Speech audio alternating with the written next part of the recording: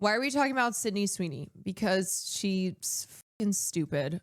Oh, she's stupid is what I said on the pop bass post. Classic Sydney Sweeney moment. Cosmo asked Sydney Sweeney if she ever intends to publicly state her political beliefs. No, I'm not a political person. I'm in the arts. I'm not here to speak on politics. It's not an area I've ever imagined getting into. It's not why I became who I am. I became an actor because I like to tell stories, but I don't believe in hate in any form. I believe we should all love each other and have respect and understanding for one another. So then I went and read the Cosmo article that has this quote in it, and it gets even stupider. If you don't know, Sydney Sweeney has just released a lingerie line. It's called SYRN, and it's spelled SYRN. And none of the photos that she has posted to advertise to promote the line are her wearing bras that fit. It's kind of funny to be launching a lingerie line and all of the bras you are wearing are ill-fitting. And frankly, Sydney Sweeney has never worn a bra that fits her.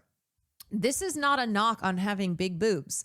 This is a knock on not wearing a bra that looks comfortable and fitting, and now you're selling a lingerie line and the whole thing is like for all women to feel empowered. It's like, you know what a woman needs?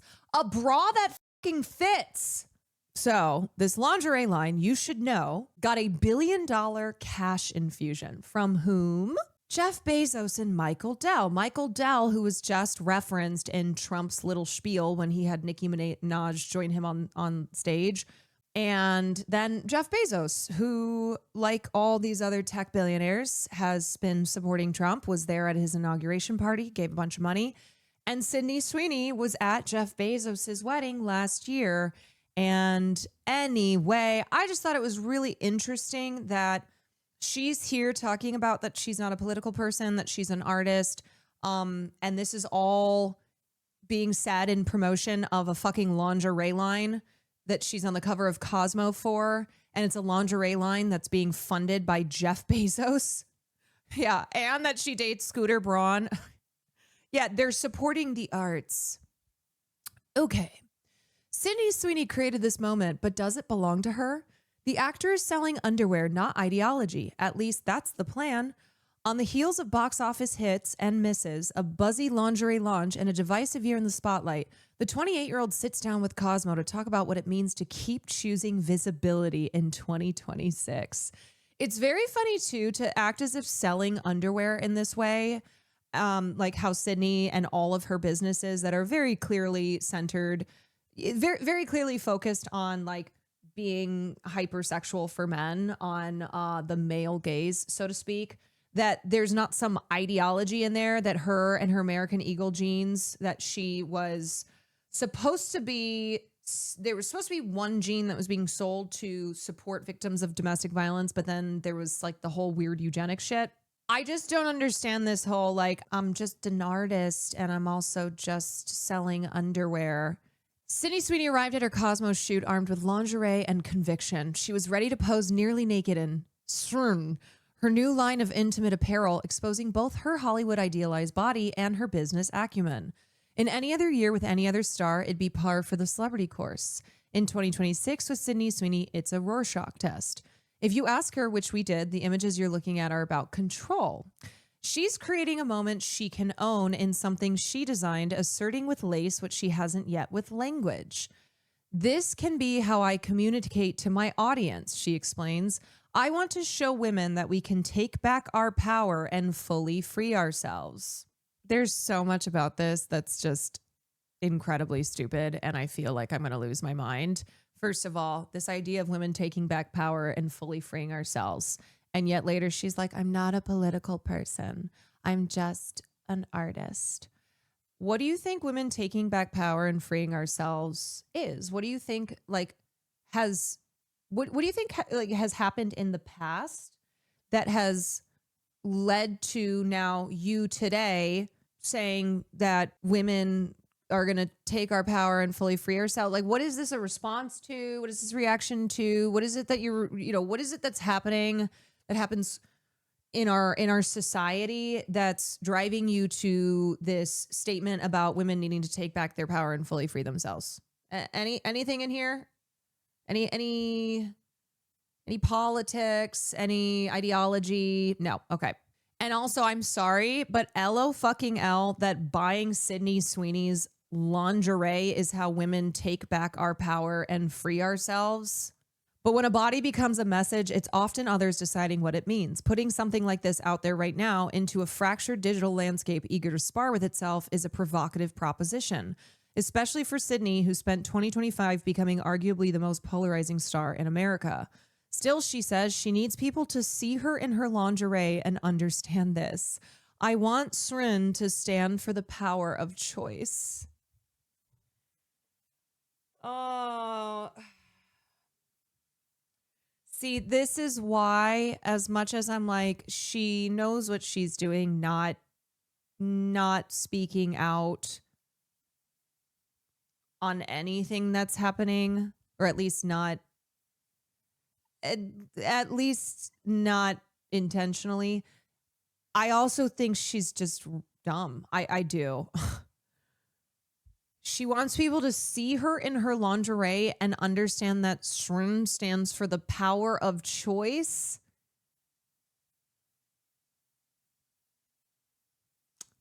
She's just speaking words. I know. Yeah. So I think a couple things can be true here. I think she can be not a very smart person, but also be intentionally acting the way she is, pretending like, oh, I'm not a political, blah, blah, blah, blah, because of business, because it's good. It's good for her business to sell bras to sell herself as like a super sexual girly to like right-wing men. She doesn't want to, it's her thinking she doesn't want to alienate a conservative audience, but it's also so absurd because it's like, girl, do you think that that's who's going to support you? In the past, when you have gone and made videos talking about how exhausted you are by people being cruel towards the way you look, do you know who that comes from? That comes from these fucking men on the internet who will say shit like Sydney Sweeney is mid. Do you know who those types of guys are? Do you know that the way that you now come across as a white blonde MAGA girly, that's in league with those guys. You're the type of person now where they will say first Sydney Sweeney is mid, but then also be like women are whores and women with boobs, they are evil, but then also use her as a symbol of like, oh, the woke has ended. We have won the war against woke. So, okay. It's Sydney's choice to lay herself bare, and it's your choice whether or not to buy it. Until recently, her image was featured in lighter cultural conversations. She's best known for her breakout performances in White Lotus as Cassie in Euphoria, a character so desperate to be loved, she communicates almost entirely through her body. Maybe Cassie is a little closer to Sydney Sweeney than she would let on. Communicates almost entirely through her body, imploding in the process. She's also credited with helping revive the modern rom-com alongside Glenn Powell in their movie Anyone But You. Then July's American Eagle jeans campaign ricocheted across the internet. It was condemned by critics as eugenics rhetoric and publicly applauded by the U.S. president. As American Eagle's stock rose 74%, a social media sleuth dug up voting records confirming Sydney's registration as a Florida Republican, and Sydney's feeds were inundated with calls for accountability. Yet the Sydney Sweeney machine kept moving. Her thriller Housemaid recouped its entire $35 million budget in days and secured a sequel. She continued promoting her box office triumphs and tribulations alike, while articles such as Sydney Sweeney was a star on the rise, what happened, flooded the internet, and her image became increasingly linked to MAGA, despite her not endorsing it. Her brand bisected. To some, she was a Hollywood hero, a crusader against woke outrage and outreach. To others, she stood for a system that rewards silence from those least harmed by it. Was her choosing not to comment a principled refusal to perform politics or a cosign? Was she declining to play the outrage game, or had she mastered it? And what did she actually think of the politics being projected onto her face, politics that strip rights from people who do not look like her? Yeah, I don't think she gives a fuck. This is the same person who's dating Scooter Braun, who was hanging out with Israeli hostages and taking photos with them. So no, I don't think there's anything principled here. I don't think she gives a fuck about people's rights being denied, about people being brutalized in this country. No one really knew. And in the absence of something more concrete to glom onto, people looked at Sydney and filled in the blanks themselves. Her December statement against divisiveness, largely dismissed by the internet as too little clarity, too late. She always just says this really blanket bullshit. I'm against hate and divisiveness. Anyone who knows me know I'm always trying to bring people together. In the past, my stance has been to never respond to negative or positive press, but recently I've come to realize that my silence regarding this issue has only widened the divide, not closed it.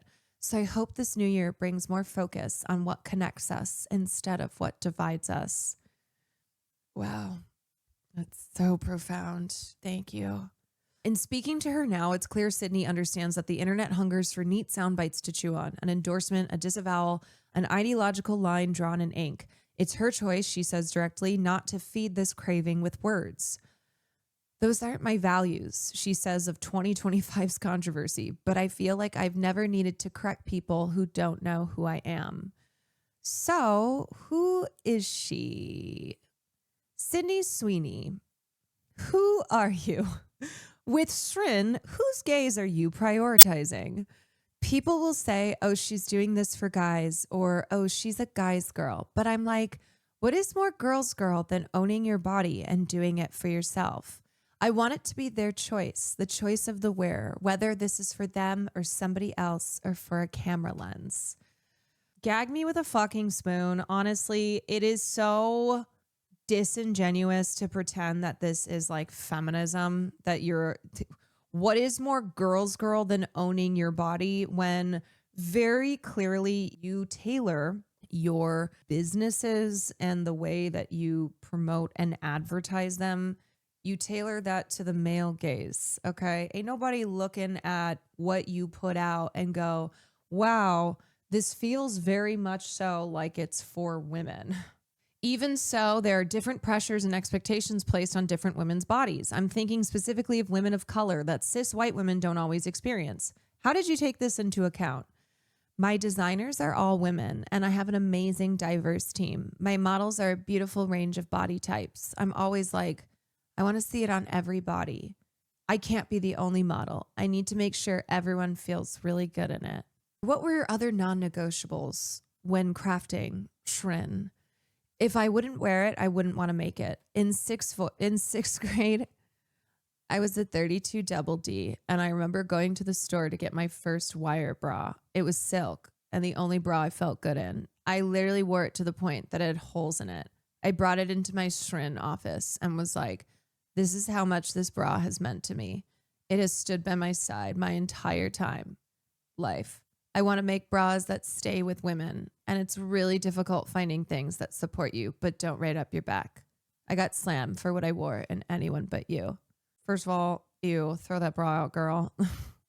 Like I said, Sydney, it's funny because there are plenty of companies that sell bras for bigger boobed women, and so often I feel like when I see her in a bra, and I can't even show some of these photos because it's nip, but they're too small. They're too small. So I don't even understand talking about having a bra that is comfortable and that fits, and you're not even advertising those. Girl. Given this and what you've said in the past about being hypersexualized, was there a moment in the SYRN design process when making this line became about control? Yeah, this is me reclaiming my body and my narrative and using it to empower other women. Oh my God. This is such a basic ass fake line of empowering other women, reclaiming my body. We're just saying words here to make this not be what it is. And it's that In the past, you were uncomfortable by how hypersexualized you were, the way men in particular talk about Sydney Sweeney and how that was bothering her. And then she just leaned into it. And then it's like she leaned into it. She's got all these little businesses now, and just how she presents, really how she presents herself as a celebrity. And she's just trying to pretend like now she's actually empowering women. Any women out there feel empowered by Sydney Sweeney? You've been kind of a lightning rod online in that people project their fantasies, their frustrations, and their politics onto you. When did you first realize there was Sid, the person, and Sydney Sweeney, the discourse topic? Honestly, it started with Cassie. I play a lot of characters that I can't do this voice anymore, that make questionable decisions or where it's complicated to like them. People project some of that onto me. That was scratching the surface of what I'm dealing with now, with people creating their own narratives that serve their purpose, their headlines, their clickbait. To the end, you've been at the center of a lot of culture war conversations without actually saying very much. It's definitely not a comfortable thing to have people saying what you believe or think, especially when that doesn't align with you. It's been a weird thing having to navigate and digest because it's not me. None of it is me. And I'm having to watch it happen. Yeah, except it does kind of seem to be you. Yeah, okay, then who are you, girl? What is you? She says this in every interview, and she'll be like, when there are important things for me to speak on, then I will speak. But then she never does and is always like, it's not me. None of it's me. If you could ask the internet to retire one narrative about you forever, what would it be? That I'm a hateful person. You know, it's so interesting because I think I understand what's happening here. I understand that Sydney views this all as people think I'm an evil, hateful person, and she just doesn't view herself that way. There's a charged nickname that is stuck to you on social media, MAGA Barbie. I see it in Instagram comments constantly. How do you understand this label given that you've been private about your politics? I've never been here to talk about politics. I've always been here to make art. So that is just not a conversation I want to be at the forefront of.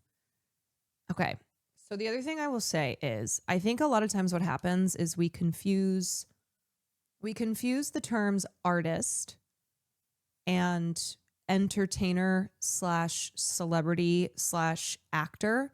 Not every entertainer is an artist. Not every actor is an artist. Not every celebrity is an artist. And a lot of times they think they are. Like Sydney Sweeney thinks she's an artist, but truly to be an artist in the way Sydney thinks she is, but then to deny politics as a part of art tells me enough that she is not an artist, that she is not driven to creating art because she has something to say, you know? And I think that because of that, people want to take it even further and use me as their own pawn. But it's somebody else assigning something to me, and I can't control that. Why not correct if it's not true? Where is the line for you? Yeah, like what is hard? Girl. Why not correct if it's not true? It's not enough to be like, I don't like hate. Hate, not love. I mean, love, not hate. The interviewer is like, girl, please just say something. You keep being like, I'm so frustrated that everybody believes this, you know, this is not who I am. It's not me. Then who are you? Who are you? I haven't figured it out. I'm not a hateful person. Oh my God. She's just this broken record. If I say that's not true, they'll come at me like, you're just saying that to look better. There's no winning. There's never any winning. Well, guess what? It's not about winning. It's about being a person who believes in anything and then is showing what they believe in, who they are, what makes them. It's this whole like, there's no winning. There's never any winning. That's the internet. That's the thinking like, oh, I can never say anything that's going to have everybody online loving me. Well, guess what? That doesn't stop people from having values, from having convictions, from like being comprised of their beliefs, having a world fucking view. I just have to continue being who I am because I know who I am. I can't make everyone love me. I know what I stand for. Is there anything about your values as a person, not party affiliations, but values? This interviewer's killing me, that you wish people understood about you more clearly. She's like, hey, you don't have to like get out there and, I don't know, say that you're a Bernie bro, or, you know, start talking about like the manufacturing of consent via media. Do you have values? Like, is there anything? What do you stand for?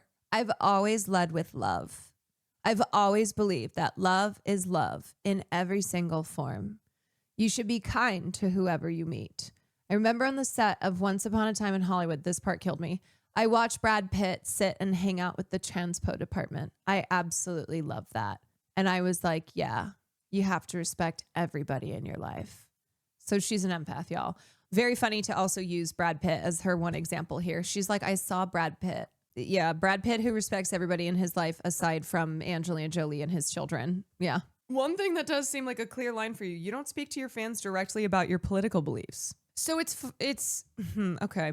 You're not the first celebrity to be called out for this. Taylor Swift famously grappled with how much of her personal politics to disclose before speaking out. Do you think you'd ever change your mind about doing the same? Is there a future in which people will get to see what you believe politically?